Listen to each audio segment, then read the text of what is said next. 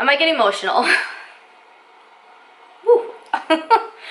Wow, that came out of nowhere. Sorry, guys.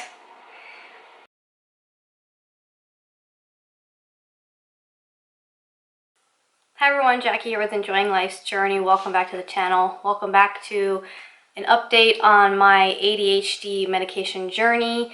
We are just a few days shy of 4 months since I started taking medication to help with my ADHD. So the last video I did, I kind of did about a month and a half update, and thinking about it now, I guess a roller coaster, but not so much a roller coaster as it's been an eye-opening experience. I almost want to disregard the first several videos about this journey because I feel like a lot of it was almost a placebo effect of like really wanting the medication to work. Needless to say, it is a journey, and I did say this before. So everyone's symptoms are going to be different. Everyone's journey is going to be different. So I want to thank those who have shared your journey in the comments below. I did have a few people say that they don't think I have ADHD, or maybe it's something else. I will say I definitely have ADHD. I am 40 years old. I have never been treated for my ADHD until, 4 months ago when I decided to get put on medication. But we've known, my family, my teachers, everything, we've all known that I've had ADHD since I was in first grade.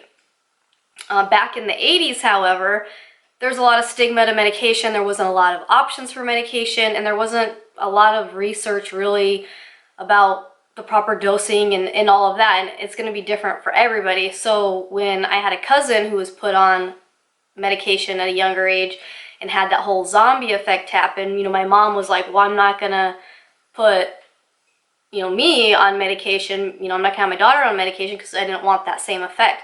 But now, because I've had 4 months of trial and error, I can definitely say the reason someone might be having that zombie effect, it could be one of two things. One, the dose is too high and it's calmed them down too much, or two, the medication is wearing off very much like a crash, and now they're quiet and everything after the medication is wearing off. I've experienced both of those. So I want to talk about, I guess, some of the things I've learned, what's been eye-opening, and then kind of what regimen I'm on now. I think we finally figured out the proper medication, the proper dosing, the proper timing of the dose. So I did have another little change from the last video that I made up until this point. And I did want to just touch on just kind of like the symptoms and stuff. So the first thing is like the eye-opening part. So when I first went into this, like I said, I feel like I might have had a little bit of placebo effect.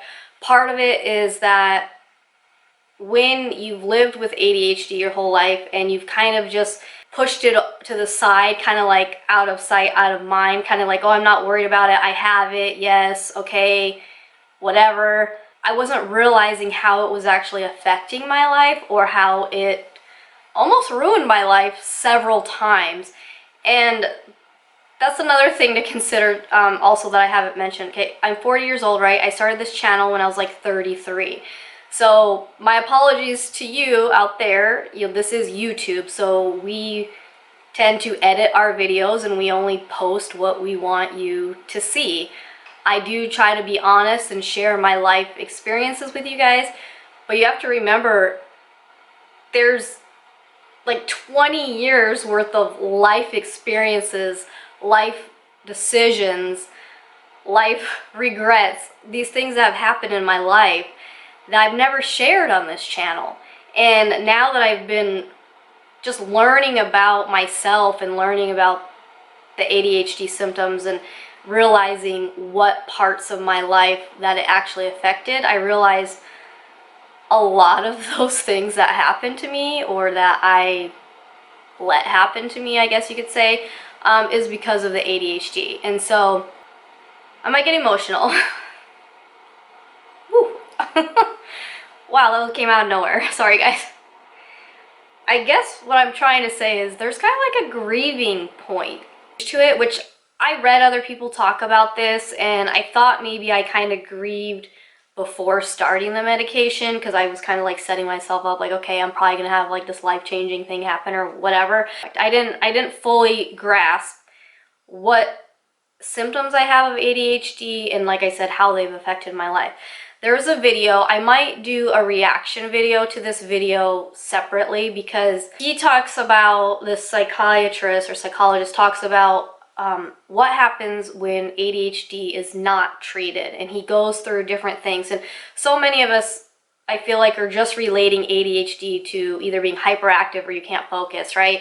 And you just amount it like, oh, you're bad in you can't focus in school or you can't do work. But ADHD affects like every aspect of your life. It affects you all day long in every aspect of your life in many different ways. So when you get stuck on just one thing, you're just focusing on one thing, you're not realizing the other areas. And so he talks about like this pinpoint things, like if it's not treated like this, you know, this could happen, and for basically teens to young adults. And I'm watching this video and I'm like, oh my God, he literally just said my life story. All of those things have happened to me. And I just amounted it to bad decisions and why I overcame them. And I'm like, well, crap, if I had been on medication, maybe I wouldn't have done all those things. And a lot of the things I'm referring to is a lot of the impulsiveness.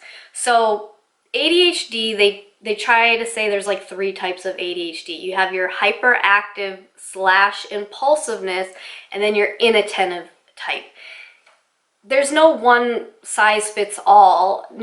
You're not going to be only this or only that, or a combination of both 50-50.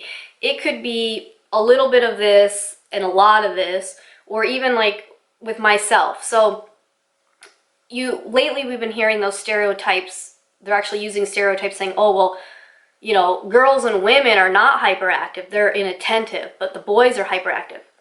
That's not true either, because I am the hyperactive / impulsiveness, and I have a little bit of inattentive.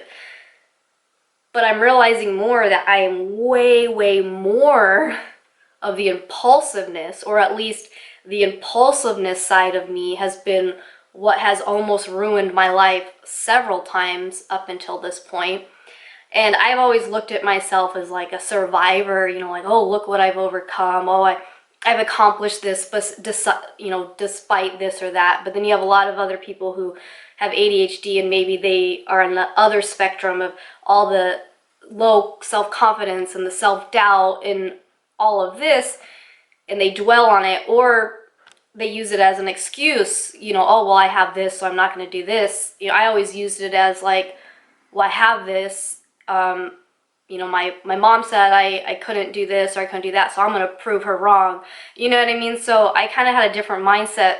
So I think that's part of the reason I was able to deal with some of it. But then, like I said, looking back at some of those things, I was like, oh my God, like, holy crap. All I'm trying to say is you got to decide for yourself, like, what symptoms do you actually have and what is affecting your life in a negative or positive way. You know, what is affecting it to the point where you need to change it or you want to change it. I'll say the medication is definitely helping in one aspect, but it's not helping another aspect. So you have to kind of weigh that out too and say, okay, well, is this symptom being relieved as important as this one? Or, you know, and that's how you have to talk to your doctor and figure out like what medication is really going to work for you, because what are you trying to fix or combat, you know, where are you trying to improve, if you will. My last video, I mostly just talked about the benefit of the medication that was giving me like the fog lifted, so that clarity. So for those of you who may have missed it, I started on Concerta. So far everything I've been on have been stimulants. So I started on Concerta. It was an extended release. After a week, it wasn't doing anything for me. I had too many side effects. They switched me to Adderall extended release at 20 milligrams. So it's supposed to be like getting 10 milligrams right away, and a little bit later. I basically was like, hey, I noticed like the brain fog was lifted. I guess you'd say clarity. I guess a better description would be being more alert, being like awake and alert, I guess. A little bit more energy, but not like bouncing off the walls energy. And then I noticed it would like fade pretty quick. So then at that point, the doctor was trying to add an instant release onto it. So the last time we talked, I was still on the 20 milligrams of extended release and trying to add in an instant release in the afternoon. I couldn't tell, like, was it working? Was it not working? I felt like it was kind of quieting my mind a little bit. I was sleeping a little bit better, but I wasn't really sure what I was supposed to be feeling or fixing. I was just focused on like the physical effects of it, I guess. I was just looking for side effects and things like that. So we were on the phone. We did like a phone interview thing, and she said, okay, how is your anxiety? And I said, well, I think my anxiety is fine, but I was clenching a lot again. And it wasn't clenching while on the medication. I was clenching when the medication was wearing off. And I was like, well, I feel like my anxiety is fine, but obviously I'm clenching. I'm obviously stressed out about something. And so she's like, well, I think the dose is it's still too low. So we ended up switching from because I was basically taking 30 milligrams. I was taking 20 milligrams of extended release and 10 milligrams of instant release. So she said, let's just go to the 30 milligrams of extended release. So that's what she prescribed me. So that was this other pill I had. It's still a capsule. It's a little bit bigger. You can actually see the beads inside. So that's what she moved me on to. I still had the instant release on the side. So she's like, if you think you need it in the afternoon, go ahead. I will say this at the beginning. The extended release and the instant release are not the same thing. They're both Adderall. Yes, they're both the same, supposed to be somewhat the same ingredients, but they are digested, they are metabolized differently.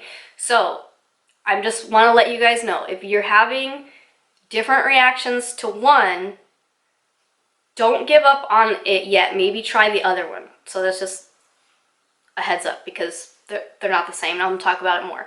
So I took the 30 milligrams. All of a sudden, I had almost I guess, too much energy. I was being overstimulated. So I was I finally was motivated. I was finally not procrastinating. I was getting stuff done, right? I had two best weeks ever of productivity, if you will, when it came to actually working and keeping up with my house. So I was like, oh, okay, finally, this is it. This is what it is. But the problem was my body was still not metabolizing it correctly. I have a high metabolism. So I wasn't getting because 30 of the extended release is supposed to be getting 15 milligrams, and then 4 hours later getting 15 milligrams. I was getting 15 milligrams and then an hour and a half getting the other 15 milligrams. So I would have the 30 within 2 hours, and then it was all just fade, quick, because I'd be working.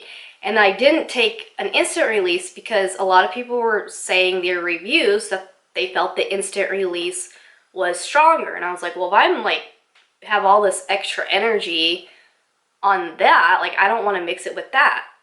Totally night and day. I don't even understand. So anyway, so I'm on there. I'm like, okay, cool. 2 weeks, great. It did last longer because the doses were higher. So it did last in the afternoon. So I didn't feel like I needed extra anyways. But when it was wearing off, I started to realize the side effects I was having. My heart was pounding hard. I feel like my blood pressure was up. I didn't test my blood pressure, but I had a lot of swooshing, almost like you can hear your heart beating in your head. And I was like, man, I don't think that's good. And then clenching a little bit less, but it wasn't so much clenching. It was just overall tension. And I was just I don't know, it's just too much. So I reached out to my doctor again, and she said, well, have you tried just doing the instant release, doing 30 milligrams and then 30 milligrams? And this was through email, and I was like, what? I was like, you want me to double? You want me to go from 30 to 60? I was like, that seems like a big jump. I was like, almost wait, that can't be right. I was like, this can't be what she's saying. So I was like, because she thought I had the 30 milligram instant release. I had 20 milligrams. So I was like, well, maybe she means 20 and 20, or maybe she means 10, 10, 10. I don't even know. So I ended up emailing her back saying, hey, we need to just set up another appointment. We need to be on the same page, because that seems like a lot. And she's like, well, that's not, she goes, that's like the most you can have, but it's not a lot for some people. And she's like, I purposely started you on a much lower dose than I feel you needed. And I was like, okay, but she's like, however, she goes, the 30 milligram extended release, she goes, it's overstimulating you. So she's like, the options we have is that maybe you can try Vyvanse, which is still a stimulant, but it's supposed to be a longer lasting stimulant. And then either going back to Concerta. I told her I was not, she said going back to Concerta on a higher dose. And I was like, no, I'm not going back to Concerta. And then she said, or a non-stimulant like Strattera. And I said, well, I don't know. So at this point, by the time I got on the phone with her, I had stopped taking the extended release and I was just taking the instant release. And this is where I realized it was night and day to how my body was reacting to it. With the instant release, I had no side effects. I had no tension, no clenching. I had no like hard heartbeat. I didn't have high blood pressure. The appetite thing, so on the extended release, like the longer lasting one, it killed my appetite. Like no appetite. Basically, I had to make meal times to eat.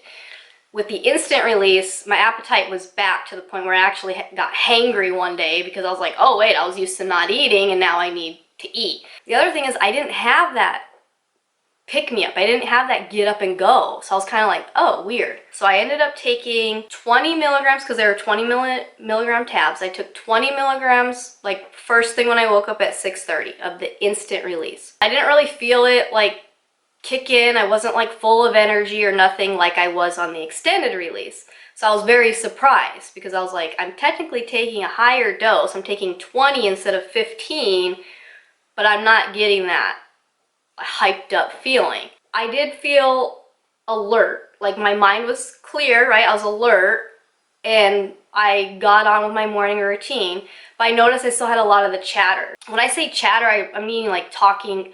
I say I talk to myself. So I had the 20, I was like, okay, I'm going. I was still a little scattered. I was still having the chatter.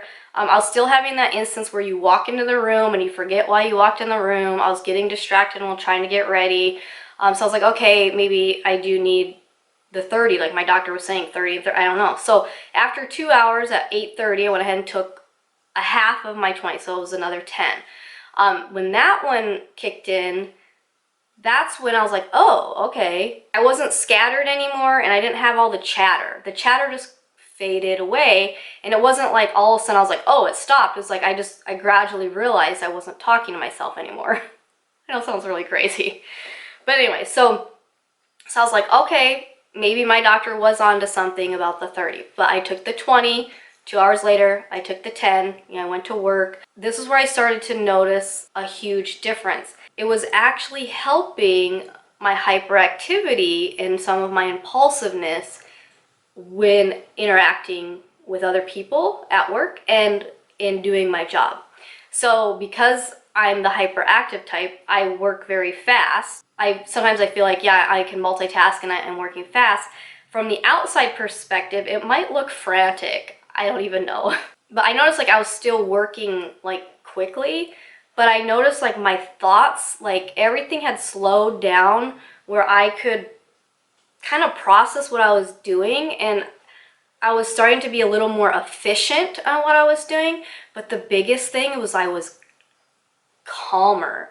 I was calmer and I didn't feel like, oh, I'm going fast, I'm frantic. I was just like, I'm doing it. You know, I mean, I even had a coworker. So we have this conveyor belt. We have an area at our sort center at Amazon called Mechlite. And these are like a little bit bigger boxes. And we have different lines. We have A, B, C, D, and E. And we have splitters that have to split the boxes that have their label, you know, off to the side. So at the very front, you have line A, and a lot of times you'll have like a lead splitter or someone at the beginning who's trying to help get the boxes on the right side of the conveyor belt just so it helps the process and things don't get jammed up. And a lot of times you have one person there and then you might have a second person on A pulling the A boxes. Well, because I'm fast, they'll put me up there by myself, so I'm usually doing main splitting and pulling the A's off. And the first time I did it, I kept up, but I did feel a little stressed and frantic. But this one particular day, I think it was the third day that I had been doing this regimen about what medication I was on and the timing of it. And I was doing the splitting and I was keeping up, and there's this guy, he started the same time I did. We were in the same training group. He was splitting like a few down. So we had a moment that was kind of quiet. We didn't have any boxes for a little bit.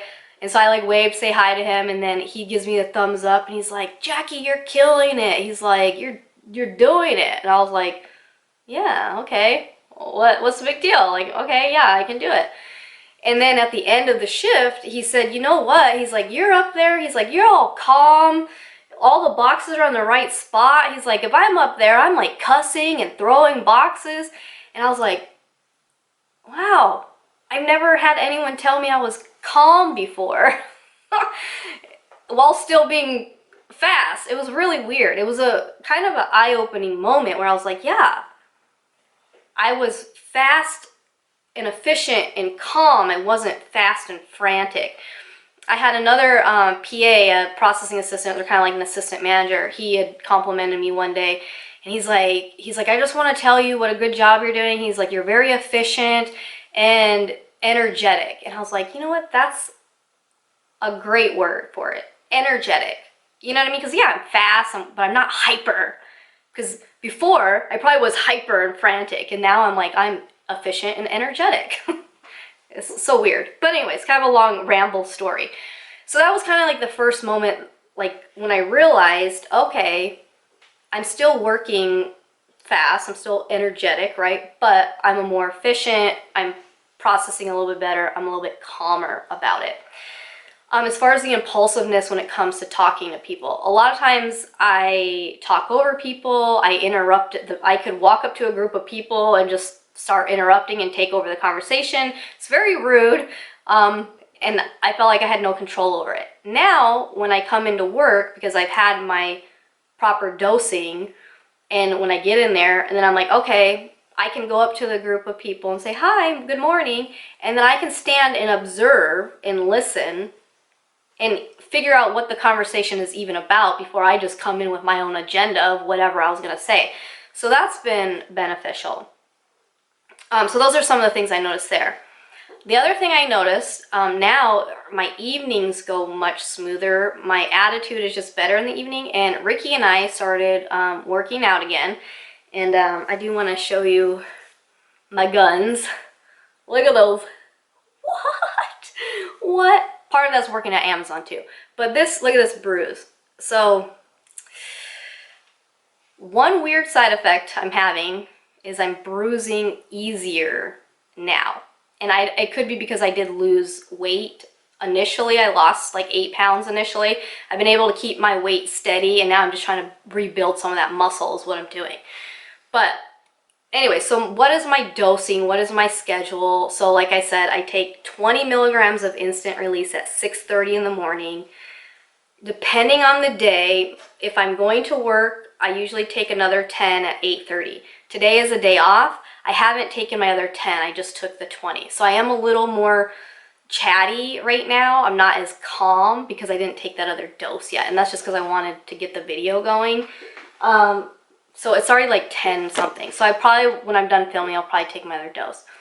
But then I've been taking another 10 between 12 and 1. There have been a few days where I've actually taken another 5 around 4 p.m. in the evening, because then I just needed a little more of that alertness or that energy to get through the workout with Ricky or to get through homework and stuff with my kids.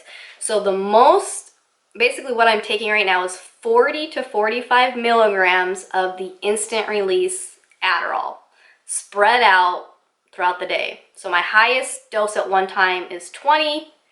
My lowest is 5. You almost need to take the instant release so that you can play with the amounts and the timing, because everybody, it metabolizes differently. So for me, the extended release, I was taking less. I was taking 30 milligrams a day, and I was being overstimulated. Now I take 40 to 45 milligrams a day, and I'm just calm and collective. I do kind of miss a little bit of that pick-me-up, because I will tell you this, my motivation and procrastination, my motivation is, I guess, a little bit better. My procrastination has been still kind of crappy, because here is one thing I've read that other people have mentioned, and I didn't really get it until, sometimes you're not going to get it until you try it, I guess.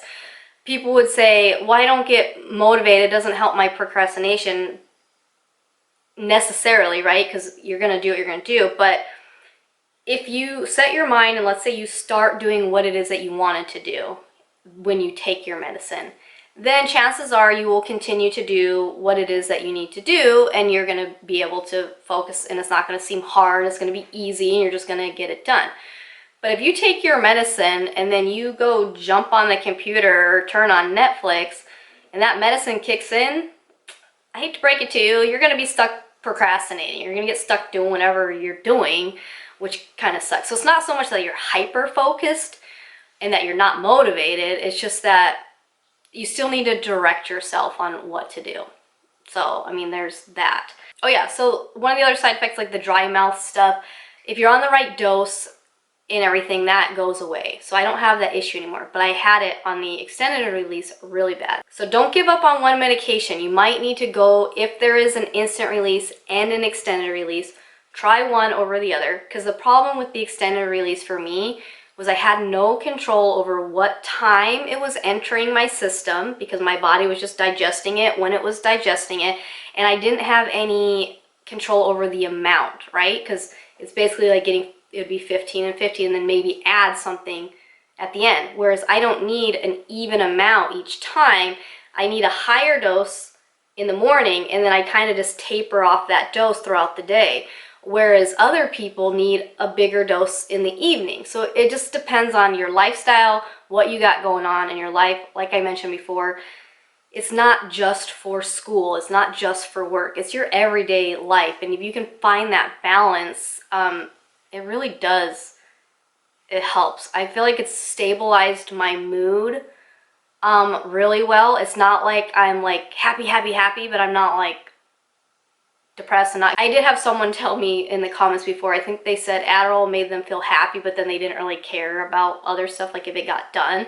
And I kind of felt that a few times where I was like, oh, well, yeah, I'm not getting the stuff done at the house, but kicking ass at work. Yeah, whatever it is. I do want to talk about for the ladies out there who still have your monthly cycle. I've read a lot about people saying that the medication isn't as effective when you're on your cycle. I do find that to be true. I almost feel like the week leading up to and the week that I'm on, I feel like I got to take the medication closer together.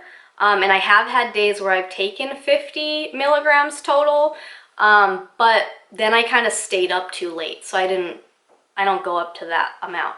My doctor still said I can still go up to the 60. So she now prescribes me the 60 milligrams a day, but she does it in the 20 milligram tabs for me. So she basically, my prescription says 20 milligrams 3 times a day. But like I said, I'm not, she knows how I'm splitting it up, because that's how we've been talking about it. This particular medication is going to increase your dopamine and your neuronorepinephrine. It's a hard word to say. It's going to increase those levels. Your neuronorepinephrine is the neurotransmitter or the hormone in your body that gives you that alertness. It's your fight or flight response, right? So that's what gives you, okay, you're awake, you're alert, you're ready to take on stuff. It also regulates your sleep pattern, and it regulates your heartbeat, believe it or not.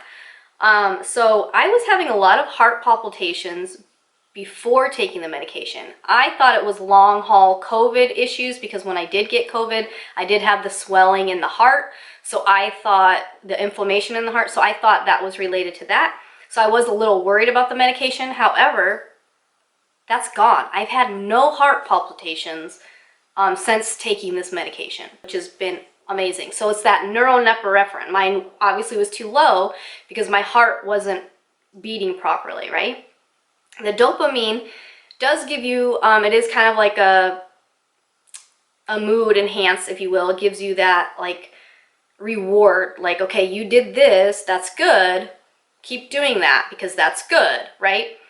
For those of you who suffer from depression, it's usually your serotonin that is too low. So these medications do, I think, raise a little bit of serotonin, but it's not obviously as much as like an antidepressant would.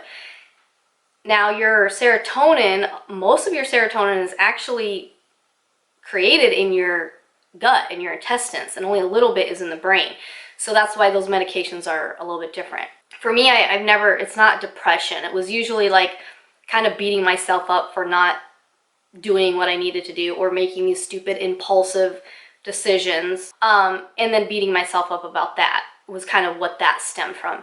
Now, as far as anxiety goes, most of my anxiety is gone. Every once in a while I might have a little bit because there are a little bit of different types of anxiety, but most of it's gone. I sleep pretty well. It's not 100% because I'm still kind of playing with my timing of the medication on my days off. Sometimes I won't take the medication. I didn't take the medication from like 3 days in a row just to see, like, is it still effective? And then when I took it, and then I could definitely tell the difference of being alert and awake and having a little bit of energy versus like when I'm not on the medication. Definitely, like I said, my mood is more stable now. When I'm not on the medication, I notice that's when I'm irritable. That's when I'm kind of like cranky pants, hangry Jackie. So sometimes I look at that too and I'm like, man, how my husband and I have been together for like 14 years. I'm like, how has he been with me that long? My freaking impulsiveness and my mood craziness. But anyways, so everything is stabling out. Things are being a little more consistent. So it's definitely way better. This might be TMI, but sex drive. So some people say that it kills their sex drive. It is all going to depend on where you were before taking the medication, because as someone with ADHD, in my younger years, I had a very, very high sex drive, and I think it was more the impulsiveness of, you know, searching for those dopamine type responses or instances, right? And then it kind of lowered. The last couple years, it's tanked quite a bit. So now that I'm on the Adderall, it actually rose, my sex drive has actually increased back to a more normal level for myself. So that's been good. Like I said, it could be different for you. Now, I did have, like I said, I've had a few instances where I knew the medication was too high. So there was one day, I think it was a Saturday, and I was like, you know what, I'm just going to take the 30 and we'll see, you know, because my doctor was like 30 and 30. So I took the 30. This was where it was too high. I was way too calm, like physically relaxed. I was like moving like a lot slower. I wouldn't even say zombie. I'm gonna say a robot. I was a robot. I had no thoughts. It wasn't like, oh, the chatter stopped, but now I can still process like what I'm doing and focus on what I'm doing. It was like crickets in here, and it was not like this peaceful calm. It's like the calm before the storm. I was just like, it's too quiet. It took me a while to get up and get going. I was like, I'm gonna take my shower at 8. I didn't get in the shower till like 8:30. Once I got in the shower and I got moving, I did do what I needed to do, but it was very robotic. I didn't want anyone to interrupt me. I didn't want anyone to talk to me. My husband and I went, you know, Ricky and I went grocery shopping. He's trying to be flirty and stuff because I had been pretty receptive of that leading up to this point. And now I was like, meh, it's not funny. I'm not, whatever. I just didn't want to deal with it. And then came the crankiness later in the evening. So I was like, yeah, that was too high, too high. So now I just kind of kept it at that. My doctor did say if I wanted to try like 25, you know, first thing, but I haven't tried that yet. So for now, it's been working out pretty well. I will be going back to my doctor next week. Basically, a week from today will be another follow-up. So we'll see how it's going. I do want to bring up to her the fact that I am bruising a lot easier. So I don't know if it's because I lost that weight kind of quick. Obviously, I'm getting older. Maybe just my skin is thinner. But also, maybe, you know, maybe my nutrients are off, maybe my iron is off or something. So I do want to just bring that up to her. Other than that, I don't have any other side effects The bruising, I mean, they don't hurt, and they're not like random bruises where I don't know where they came from. Like, they're all from work. It's from carrying the big boxes and jamming my arm or hitting my leg or whatever it is. Like, I know where they came from. It's just like, I feel like I'm getting a lot of bruises. As far as eating, what has really helped me, because it does still curb your appetite a little bit, but not like a ton. I have been adding in protein shakes, and the main reason is because, so another big benefit from taking the Adderall is not wanting to drink alcohol. So I was able to lose that weight. One, I was working at Amazon. I'm moving way more than I was before. Two, my appetite was curbed for a little while. And then three, I don't really have the desire to drink alcohol. So when I gained all that weight, I gained like 10 pounds of weight because I stopped working out and I just started drinking a lot of alcohol. Two reasons I was drinking alcohol. One was kind of self-medicating to kind of calm myself down and quiet everything down so I could go to sleep. But the second reason is because with my ADHD, I don't like to cook. I don't really even care about eating. It's more like a survival thing, like just do it because you have to do it kind of thing. So I would end up just drinking like in the evening. If I was like, oh, I'm hungry, but I don't want to make anything, I would end up drinking. So that was kind of bad. So now, with the instant release, I kind of still have the urge to drink to curb my appetite, but not to self-medicate. So, I mean, it's a little bit, I was telling my doctor about that. She's like, one battle at a time. I was like, I know. A lot of people with ADHD might have a coexisting thing. So you might have depression as well. You might have anxiety as well.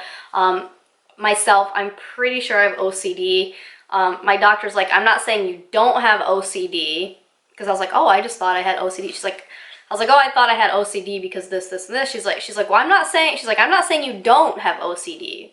She's like, I'm just saying, like, let's focus one thing at a time. So we're focusing on the ADHD first, and then maybe we can get into some therapy type stuff for some of that other stuff. I don't know. But it is kind of helping it. I feel like, I don't even know if this video is going to make sense because there's a lot of stuff on my mind, and I did not take that second dose of medicine, so I am kind of rambling a lot.